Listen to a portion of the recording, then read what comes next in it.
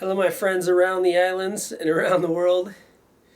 I just thought I'd make a little video about Baconian, American Baconian, which is the language I speak. When people ask me, what language do you speak? I say I speak Baconian, but American Baconian. If you don't know who Sir Francis Bacon was, he might have been the co-founder of the Rosicrucians. He might also have been the co-writer, co-translator of the King James Bible, and he might also be. I don't want to say that. Forget it. Strike that and reverse it. I was going to say something I don't want to say on the YouTube yet. Well, I've said it on other interviews and on radio shows, but if you got through those interviews, you'd be ready to hear what I was going to just say there. But if you didn't read my mind, everything you're not willing to be about. Everything you're not willing to be, know, perceive, and receive about the transliterate being you truly be, please jettison anything that wouldn't allow you to wake up to that now so you can know what I just said, which I didn't say. Okay. Sir Francis Bacon created about 4,000 to 5,000 words or more of what we call English language now. But the English language that he created with his plays, which were posthumously titled Shake-Speare jokingly after one of the persons in the play named William Shake-Speare, spelled totally different with no hyphen. But the reason why he put Shake-Speare is because the two, I forget the two, Apollo and someone else, I think it was, the two deities of the Rosicrucians shook spears at ignorance, and it was a joke to use the most ignorant person in the plays, and in those published 7 years after the death of William Shake-Speare, who had no part in writing the plays, who we now call William Shake-Speare, which is not his name. It wasn't on his will. It wasn't on his birth certificate, and he only has one or two signatures that we know of. And he has no written record of anything he ever written. And when he died, he didn't own a book. So in his will, it's the only so-called playwright in history who died without thousands of books that were donated to thousands of libraries around the world and donated to family members and stuff, like all the other great playwrights and other great authors in history. Any great playwright or any great author is going to own thousands of books, just like Sir Francis Bacon did. Not only in English, but he owned books in many languages. That's why when he wrote the plays, he was trying to educate the backwater people of England about culture, about a wider, not the cult of culture that is the negative part of culture that was incarcerating them in an island mentality that they lived in, but he was wanting to teach them a larger definition of the culture that is actually beautiful, which is the use of rich words and other things. So he created a whole new language, which I call Baconian. Other people do call it Baconian, but still ignorantly call it English, which has nothing to do with England. And the reason he created this language is because he didn't live in England most of his life. His working for the English government years were spent mostly in France and other countries where his dad was an ambassador for the British government, and he was studying all the other languages of the world. He was studying Greek, Italian, he was studying German, he was studying French, Spanish, and all the other languages that he used the stories of those cultures in his plays and just kind of changed around because he wanted to. Most of the stories that he used in his plays were not yet published in English. The guy William Shake-Speare, who he jokingly named the plays kind of after, but the thing is he didn't do that because in the plays it says Shake-Speare with a hyphen and spelled differently than the guy in the plays. If you read the plays, it says the guy William Shake-Speare is actually spelled Shake-Speare, not Shakespeare. So anyone who thought actually that guy wrote the plays was kind of pretty stupid. But anyway, professors still are ignorant today on the island countries, the Galapagos of Great Britain, to think they speak English and to think that William Shake-Speare wrote any plays. But anyway, that's a whole long story we won't get into. But the reason I call it Baconian English is he took the Germanic languages, he took the Roman-based languages and the Greek-based languages, and he created hybrid words, which is these words existed only in his plays and in his philosophical writings and nowhere else at the time. And the funny thing is, they were all published or they weren't published because it was 7 years after the the guy who acted in the plays, William Shake-Speare, the illiterate guy who didn't even go to college and didn't even know any other language, so he couldn't have read those books unless he was a channeler, which some people think he was, but he wasn't.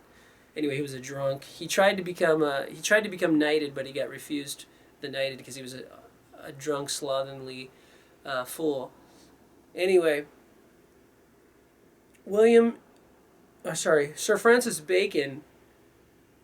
The reason he created the language he created was he saw a revolution coming in his country because it was so backwards, and it was so dirty, and the places that he actually had his plays performed were the theaters that were just the most low-life parts of town. It was called the red light district, where the whores and the hookers and we can say the same word, whores or hookers, worked. And mostly people working in the fields all day would come in drunk and go to these theaters, and they would throw vegetables and fruit at the actors if they didn't like the parts. And so a lot of the plays he was pandering to that ignorance of England at the time, which was really the backwater of Europe. It was really the lack of culture, and really the language was really deformed compared to the other more sophisticated languages of the continent of Europe at the time. So although I do partially agree with this exit from the European Union that Britain is trying to do, but I also fear that Britain will become the backwaters of the world again if it becomes isolated as it was before Sir Francis Bacon really opened it up to a whole new language and a whole new culture. And the thing is, the guy who acted in the plays, William Shake-Speare, who never wrote a letter to anyone and never received a letter from anyone, and he doesn't have any actual documents of anything he ever wrote. Can you imagine someone writing all these plays and all these poems and never having a physical manuscript? When he died, if he was the guy who wrote the plays, he would have put in his will these manuscripts of the original plays and the original things I wrote, which I have stacks and stacks of my papers that I've written for 30, 40 years. I keep all my stuff, the original writings, because when I die, I will put this in my will to be given to people. So I got original manuscripts of original songs I wrote even back from the 90s and 80s, and poems and my novel and my other books, and chord structures and everything.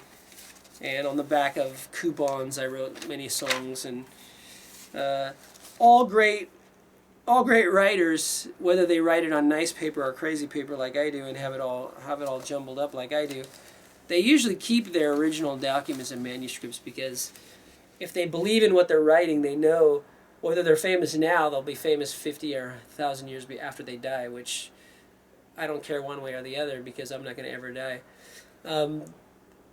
Because I don't believe in death and I don't believe in birth, because everything is just continuation of the same now reality that you're living in and you're watching. Okay, so Sir Francis Bacon, the reason he wrote the plays, and he writes in his philosophical writings that I'm also spending a lot of my time lately, he said in many of his letters to his friends throughout England and throughout Europe, because he had friends all over, because he studied all over the world, and he learned all the different languages of Europe and other places. And he wrote letters to them, unlike William Shake-Speare, who never wrote a letter or received a letter from anyone.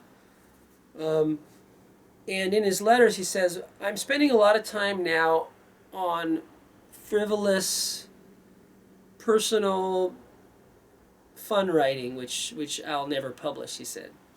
So, but we don't have any record of those frivolous, which were actually the plays. And the reason he was writing the plays and the poetry that he titled under Shake-Speare before he faked his death, is because his family, I forget it was an uncle or a cousin, was trying to plot his downfall for many years and put him deeply in debt. And so he used the writing of the plays and funding the playhouses with his writings to receive a little income that working for the government of England, he couldn't do outside work. I worked for the government of Japan. I couldn't do any outside work. I did it under the table when I did my concerts. Now that I'm done with my 5-year incarceration working for the government, I no longer need to lie about it. I did do it under the table. I did concerts and everything. My boss in Sendai called the place I did concerts at twice a week and asked them if I made any money. And I was really lucky. The manager realized what they were asking about and realized what the cult of Japan is, which is Shigotoism, and you belong to your workplace. So he said, no, he just likes to play music, and we love his music, so we let him play here for free. So I didn't get fired. And I got, after 3 years working for the government in Sendai, I got deported? No, exported? I got exported, yeah, that's what it is.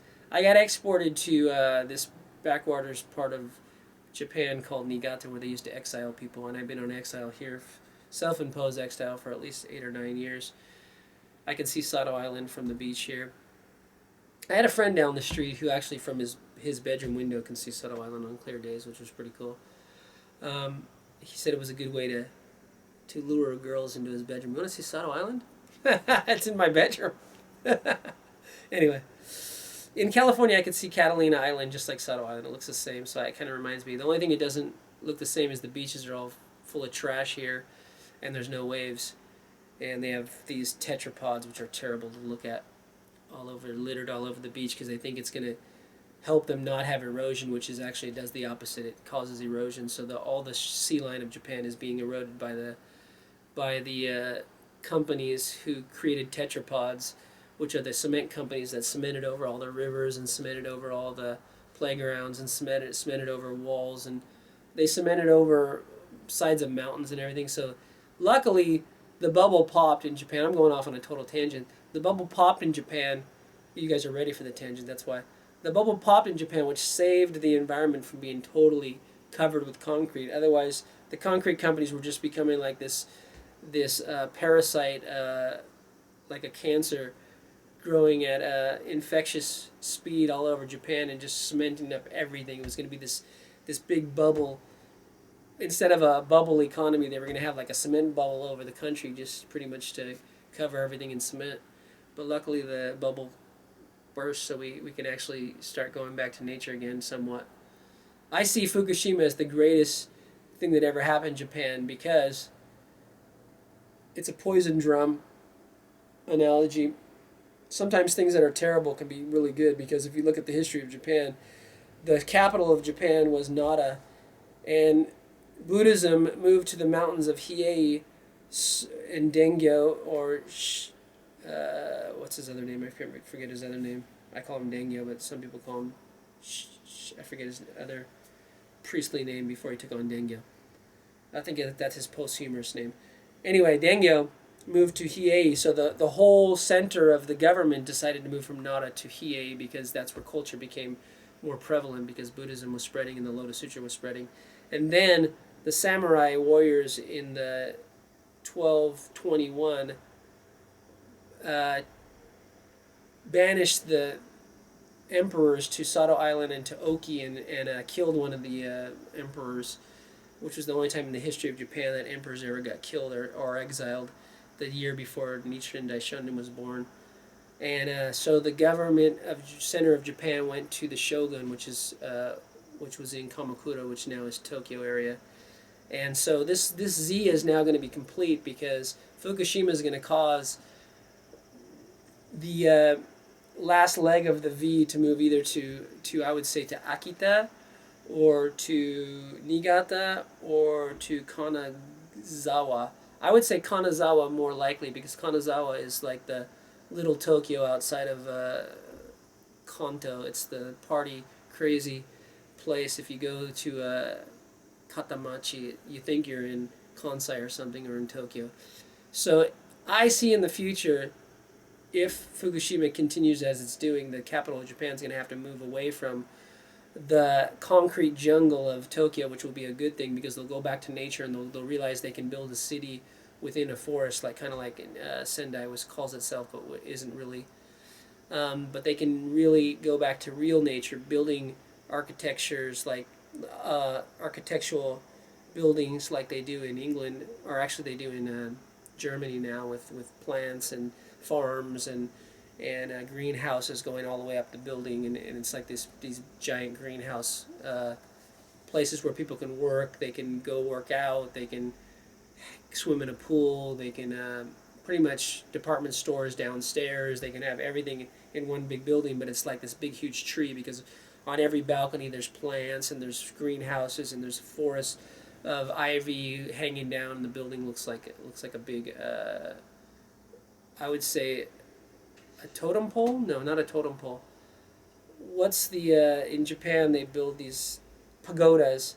These will be the new pagodas of the new green revolution in Japan once the capital moves out of the concrete jungle of Tokyo. I'm going off on this tangent because it kind of ties in with the whole thing that Sir Francis Bacon was trying to do with England, trying to bring it up to the culture he saw in Europe. When he came back to England, he was so just turned off by the backwardsness of the people. So he wrote the plays with that in mind to try to educate them, to try to bring them up to the standard of living that people had in other parts of Europe that he lived when he was an ambassador's son living in France and other places. So that's why he created the language we now speak, which is a hybrid language of Germanic languages and other languages, and of course of Greek and Roman languages, Latin. But he's made that so much more sophisticated, so that now English, what we call English, which is really Baconian, could become an international language. Because if he had never lived and he had never moved back to the island country called Great Britain, it would have continued to be in the backwaters of Europe, and it would have been just probably where they exiled people from the EU.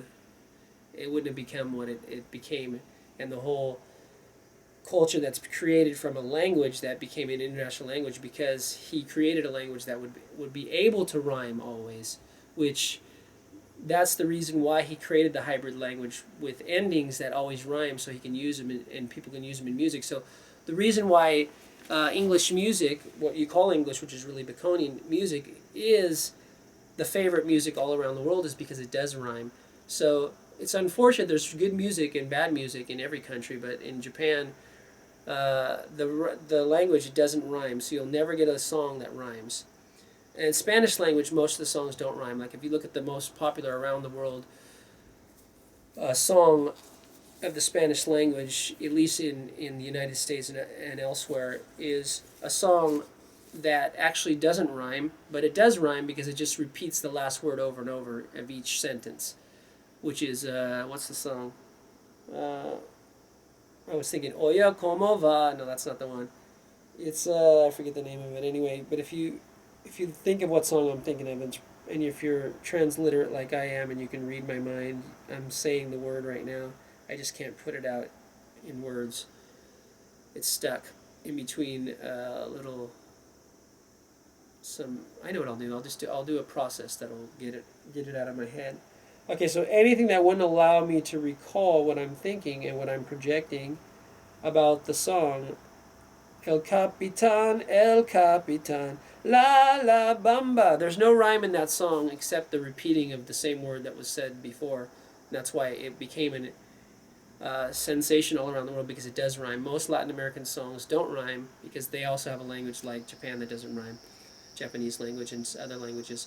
So Sir Francis Bacon created the endings of all the words by hybriding endings from Greek and Latin, so that we could have a rhyming language, and that allowed this language I call Baconian, which other people call English, to be so popular around the world. It's not only because the British Empire became the strongest empire after the revolution that he was trying to prevent, Some revolutions are terrible, and some revolutions are, well, they're all terrible because they're all killing and destruction. But sometimes killing and destruction afterwards, it creates a new culture and creates a new way of thinking that is needed by the people because it's spreading consciousness. What and all the other collateral damage of the anti-consciousness that it superannuated has to go by the wayside. So I don't believe in violence and I don't believe in revolution, and neither did Sir Francis Bacon. So that's why he tried to prevent the revolution. But after he faked his funeral and went off in hiding and started to receive the royalties of the plays that he published 7 years after the Shake-Speare guy, William, from wherever the hell, Avon, somewhere he's from, I forget. I don't really like that whole myth that was created after Sir Francis Bacon went into hiding. But the good thing is Sir Francis Bacon, in those first published folios, which was under the name of Shake-Speare, which was, and it had pictures of the deities of the secret societies that he helped create, like the Rosicrucians, in that original folio on the cover, and inside, the artwork inside was all related to that whole idea of creating a new cultural revolution, which is what the Rosicrucians tried to do.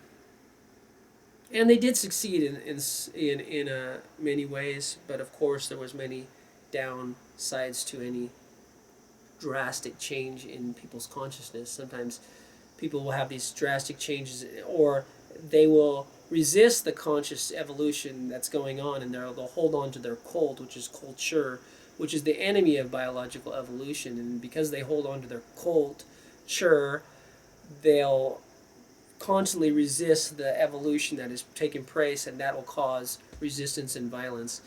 But that is why one of the greatest authors of this millennium, is he still alive?